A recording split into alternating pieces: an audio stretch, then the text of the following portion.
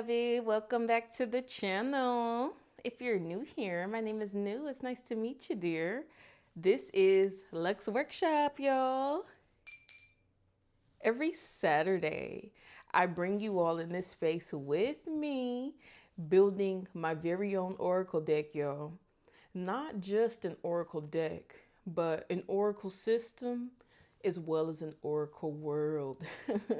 And in this world, I just cannot get my eyes off of this workshop right now, y'all. And I'm going to tell you why. But before that, let's back up a little bit and get into the last episode recap, okay?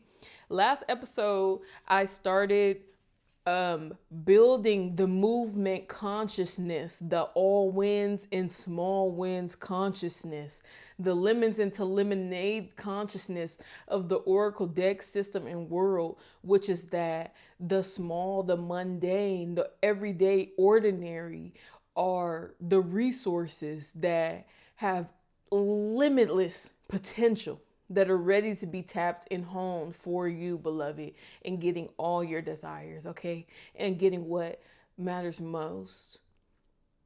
So we look at the in-between in the world. We look at paths.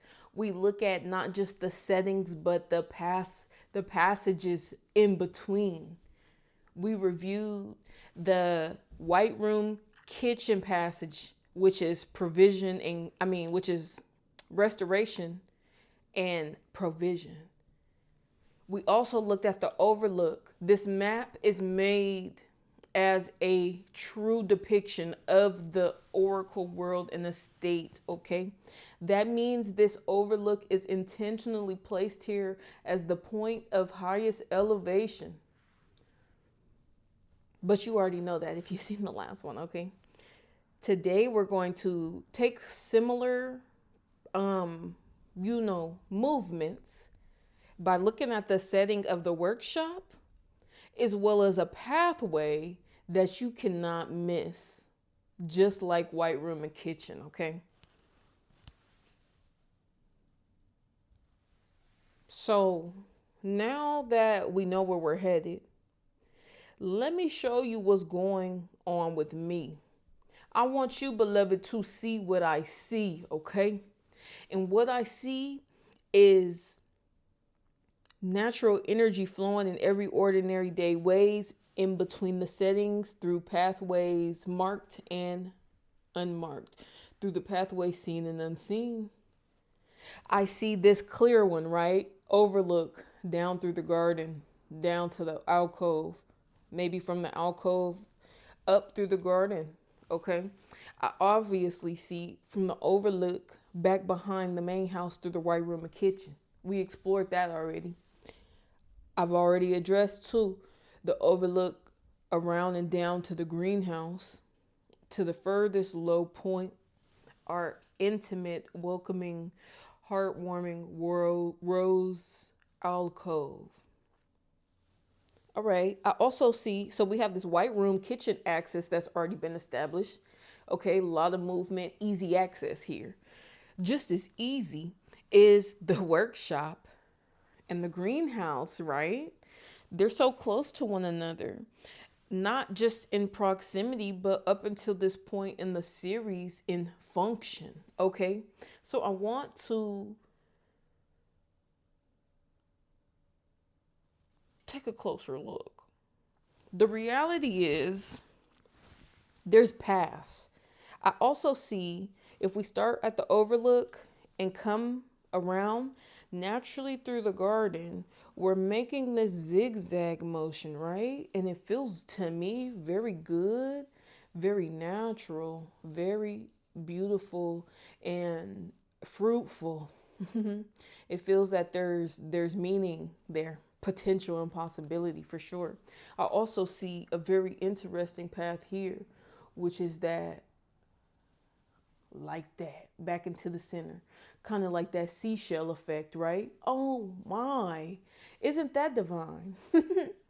Okay, so I'm exploring these pathways. It's like when you zoom out, there's stairs and whatnot. It's kind of clear sections established. And then we have this workshop. Like, It don't get its own space. Everything kind of is like an island. But this workshop is in the midst. It's partly taking up garden space, and when you look out of the greenhouse, that's damn near most of what you see type shit. Now, I said that the map is true. So the placement is correct. It's not wrong here. But in my mind, I need to know why it belongs here. All right. So, in the midst of, mapping out these beautiful arcs and whatnot, I keep stopping here like, well, damn, which way? Which way? Or if I come this way, do I ignore it? Do I stop here instead of starting in the garden, which is so naturally central? Do I pull my attention, my gravitation over here and come like that instead? The reality is, beloved, that the workshop is about discovery, and discovery changes the route. The workshop is not where growth is completed. It's where something's noticed, found, or named, aka discovered, right? It is hidden potential, gifts, new language, insight, and breakthroughs, baby. Most importantly, the discoveries you make, they might send you back home, outward into the community, or forward into more stewardship, research, and cultivation. All right. And so that's the thing of the workhouse.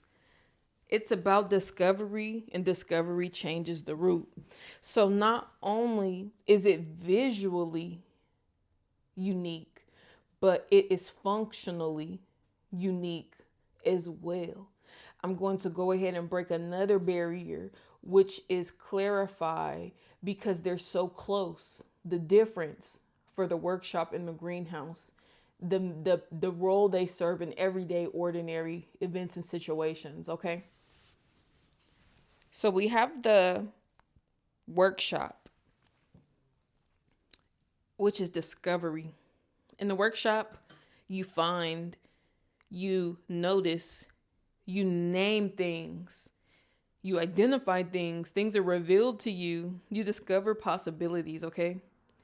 In the greenhouse, you repeat things, you develop, you take ideas and you put them under pressure to see if they're reliable, if they're real, okay? You stabilize things and explore capacity, okay? You refine things and you cultivate your findings, right? So when we think about the path in between the two, the path and the energy flow between discovery and cultivation, it looks a lot like easy access, just like the white room to the kitchen, okay? And I mean that whether you're starting here with something that already has your attention, something that's already established, a goal, a task, and you get stuck, or if you're just so, deep in the work and you need a moment not to escape or seclude or isolate or disconnect, but to break off from the rules, the order that's involved in science and experiment, okay? You come to the workshop where you can just let your eyes roam and flow into the chaos of artifacts and shelves full of books and trinkets and globes and souvenirs, shot cups and keychains, teddy bears, And so as your mind wanders, your attention lands, it flutters, it flows, it ebbs. Inspiration comes. Things come to form that make sense without having full logic behind them, okay? There is always mystery that comes into hints and clues that we discover here in the workshop. We take those hints, those insights back into the greenhouse for more refined work, to make progress, right? To cultivate our findings, okay? Period. If you anything like me, baby, you may bounce between these two back and forth and forget about the kitchen for days type shit. Let's say you start in a workshop on the chaos, the inspiration. Maybe you're in here putting a puzzle together, or maybe you lost some shit and you know it's a bunch of shit in here. So you're trying to see if it's in here type shit. Man, you know when you like cleaning your room and you find your old DS and like an old mask from Corona and like some glasses that's like fake. Like you in there playing dress up and doing too much, doing everything but cleaning, baby. This is the workshop for real. Something lands here, whether it has to do with a project, a task that's already in motion or established, or if it's a brand new idea and inspiration. Now you're taking it to the workshop to see how can I make this more of this in my world, right? And so it goes. Let's go ahead and tie this beautiful message together with a little more insight and movement through the garden setting, okay? The garden is about encounter and community. Let's see if I can pull it out real quick. Yeah.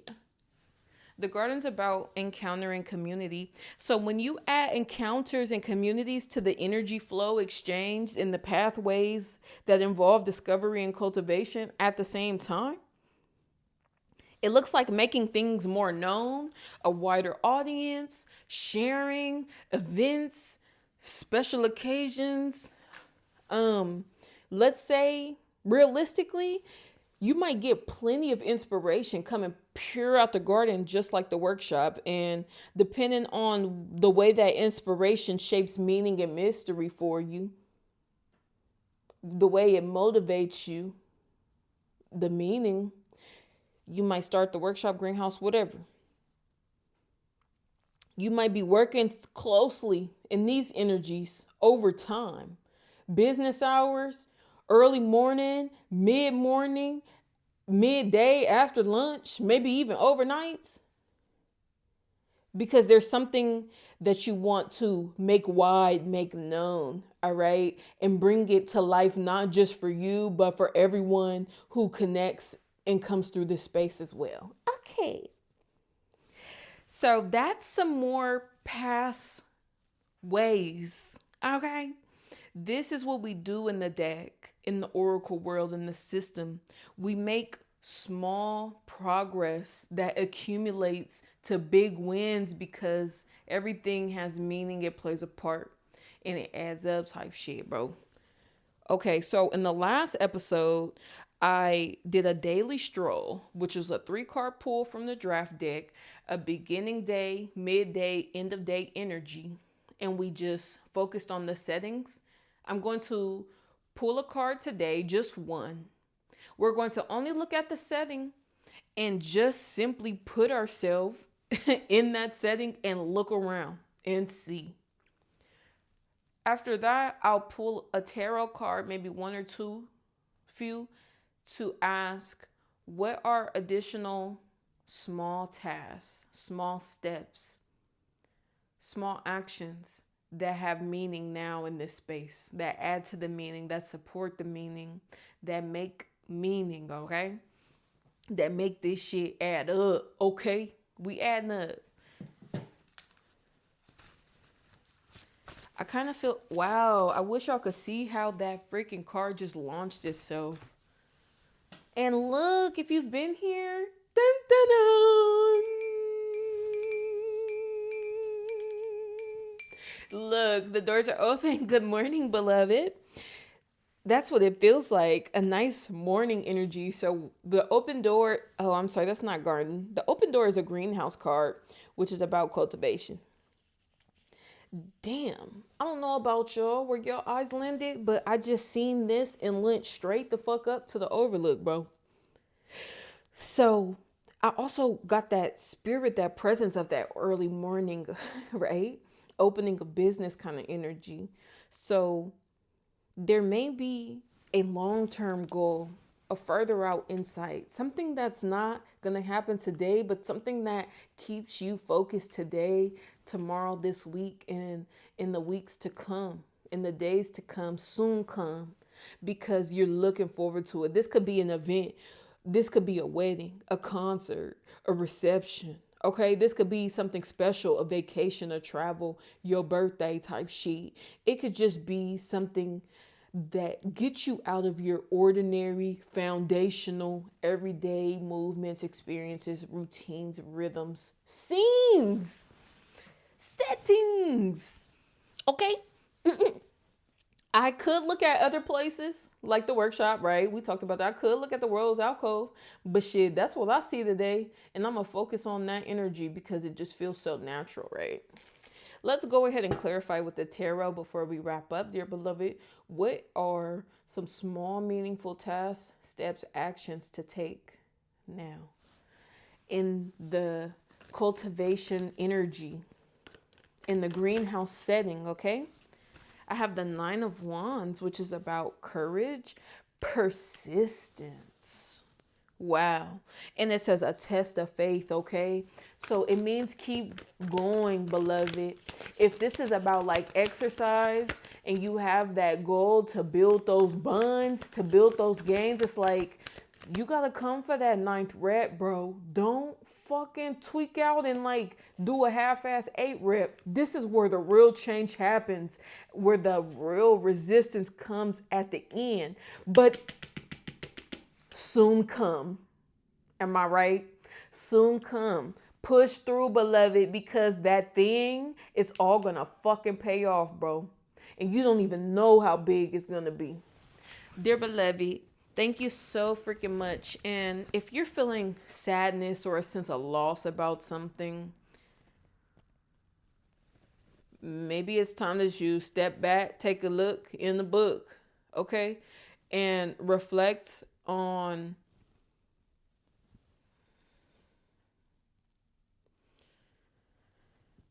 this is about glass half full today, okay? Look forward, all right? Don't look back. I love you, beloved. Thanks so much for coming to this space. Let me know what you're thinking about the journey. I'm so looking forward to the next episode and hearing from you already, okay? I hope these messages have appealed to the real in you, and I'll see you soon. Bye.